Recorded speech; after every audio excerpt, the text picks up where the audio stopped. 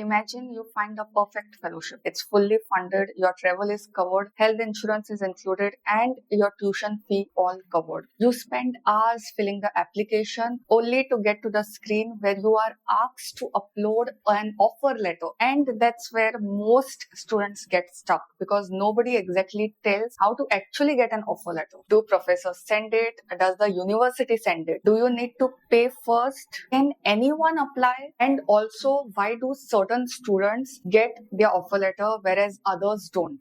In today's video, I'll show you the complete roadmap from choosing a university to getting an offer letter, explained step by step in a detailed manner. By the end of today's video, you will exactly know what to do regardless of whether you are applying for a PhD or a master's. Let's begin.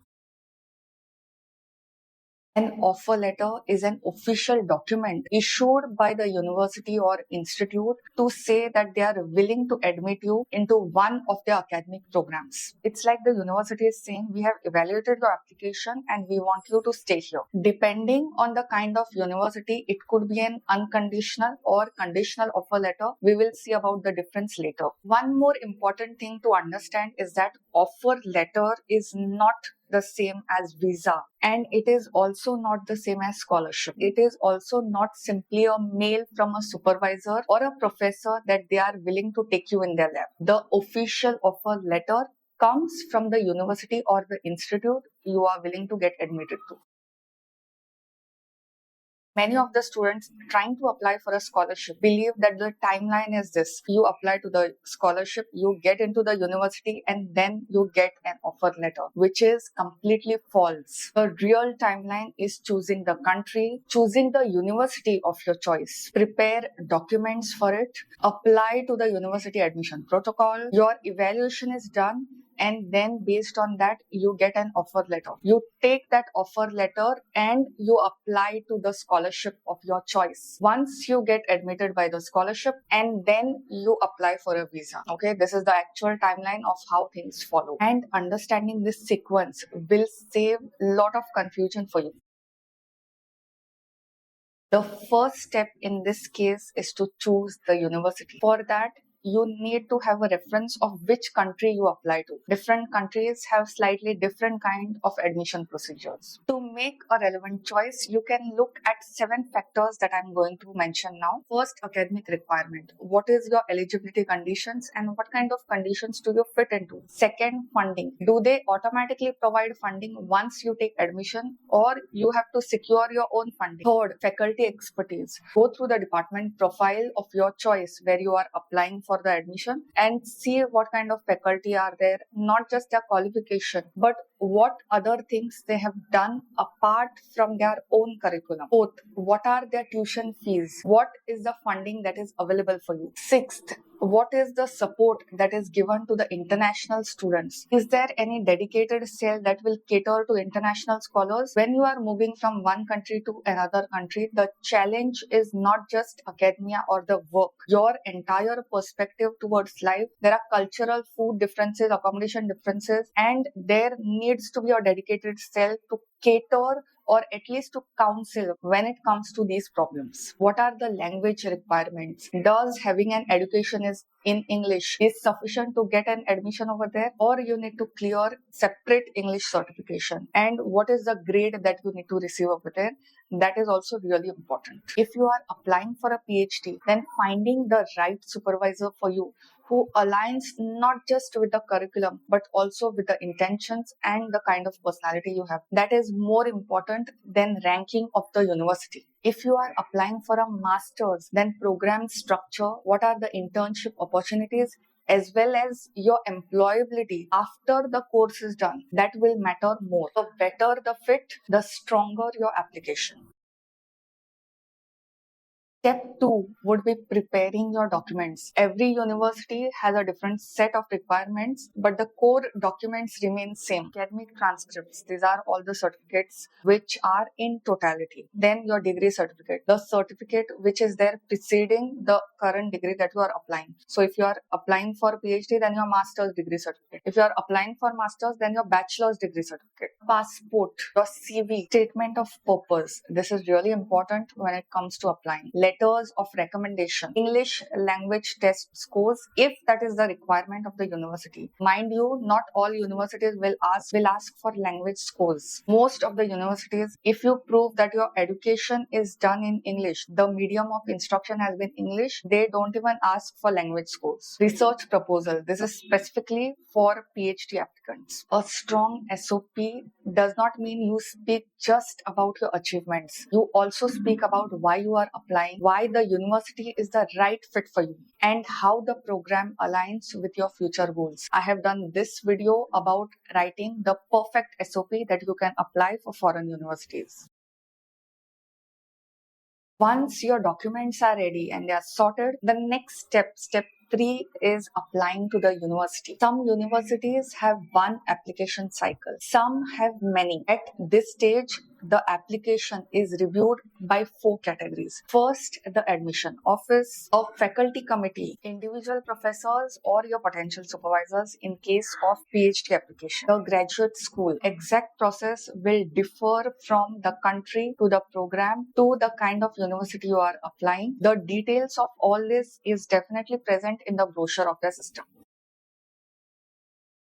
When it comes to admission, there are 3 kinds of admission route. First one is to advertise position. This is especially common when it comes to European and Scandinavian countries. The university advertises a fully funded PhD position or a master's position, just like how we advertise jobs over here. It will advertise that and you have to apply through that vacancy. You need not mail anyone. You need not contact anyone. You just go ahead and you process your application through that. If your application gets shortlisted, you are called for an interview. If you are selected, then you get an offer letter. In this particular kind of programs, there is no need of cold emailing from your part. Route 2 is supervisor-based admissions. Here, you need to pitch yourself and emails potential supervisors. You just take email addresses from their website, from the university website and the department of your choice where you are planning to take admission to. You copy their email addresses and you send mass emails to everyone. This method is common in Australia, New Zealand and many research intensive universities. If the professor agrees to your thought process and they are willing to take you, then in such cases, they are the ones who will go ahead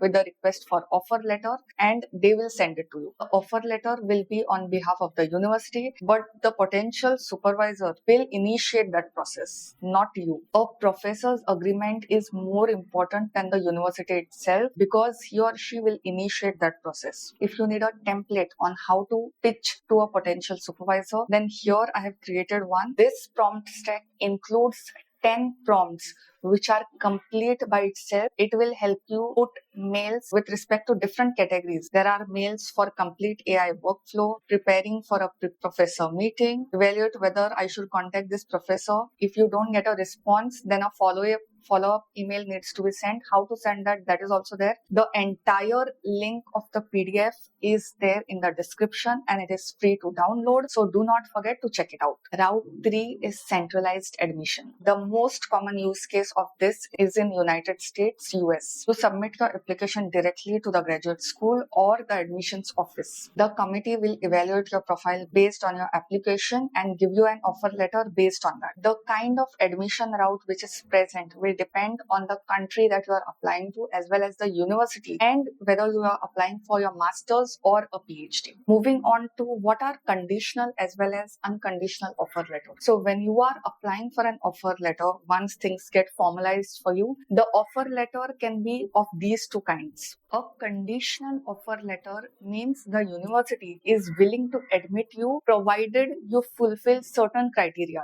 It could be either completion of your degrees. Second, it could be either submitting of an extra document, submission of your final transcripts. It could be completing your current degree because a lot of students apply when they are ongoing the degree. So if someone applies for a master's degree, he or she will not wait for their graduation to get over. They will wait when they are in the final year. So technically speaking, you do not have your degree. In these cases, you will get a conditional offer letter. If you have to achieve a certain language protocol, language certification, then also you will be given a conditional offer. An unconditional offer letter means means you have actually met all the admission criterias of your university and they are willing to admit you. Some scholarships that you are applying accept conditional offer letters, whereas some will require an unconditional offer letter itself. So it makes sense for you to read the document of the scholarship completely to understand what is the requirement. Receiving an offer letter is actually a milestone, but it is not the end of the process. There are few more things that you need to do. Accept your offer letter. If you have received an offer letter from the university, you have to intimate that you have accepted the offer. Second, paying deposit fee. If the university requires you to pay any fee before the process of your application, then you need to do that. Third, applying for scholarships. Now you have an offer letter which you can use to apply for various scholarships. So this is something that you might want to do. Fourth, applying for a student visa. Now that you have an offer letter, you have most of the documents ready for applying for student visa. So you need to start process in that direction. Fifth, preparing for travel and enrollment. When you are moving into a different country, as I've already mentioned, it is not just about work. It is a cultural shock. You need to be aware of the country and prepare things accordingly. Here are some common mistakes that students make. First, not checking the eligibility requirement. Even if you get an offer letter, if you are not eligible for some of the things that are present in that university, you won't be able to secure funding. Second, using generic SOP. Whether you are applying for master's or a PhD, the SOP will differ. Whether you are applying for this discipline or this subject, it will differ. Every university you apply to, the SOP will change as per the university, not just as per you. Third, contacting professors with poorly written emails. As I've mentioned, I have created an AI prompt stack for you that will generate emails as per your situation. Fourth, ignoring application deadlines. Most of the applications work either once or they have seasonal cycles. So you need to be aware of that. Fifth, assuming every country follows the same admission process. Admission process will completely differ depending on the country, as I've mentioned, and also the university or institute you are trying to apply. Sixth, confusing a professor's positive reply with that of an offer letter. Yes, you have got an intimation that the professor is willing to take you. This is applicable in admission route 2 that I had explained. But then you need to get an official offer letter from the university. Offer letter is not from a person. It is always from a university or the institute that you are applying to. Willingness to take you does not mean the willingness of the university to take you. Avoiding these mistakes can significantly improve your admissions. Getting an offer letter is not just about luck. It is about preparing your application well and avoiding the mistakes that I had mentioned in the previous section. If you are planning to study abroad, then I have done this video on step-by-step process and I know you are going to find it useful. Let me know which country you want to apply to. I would love to read your comments and I'll see you in this video.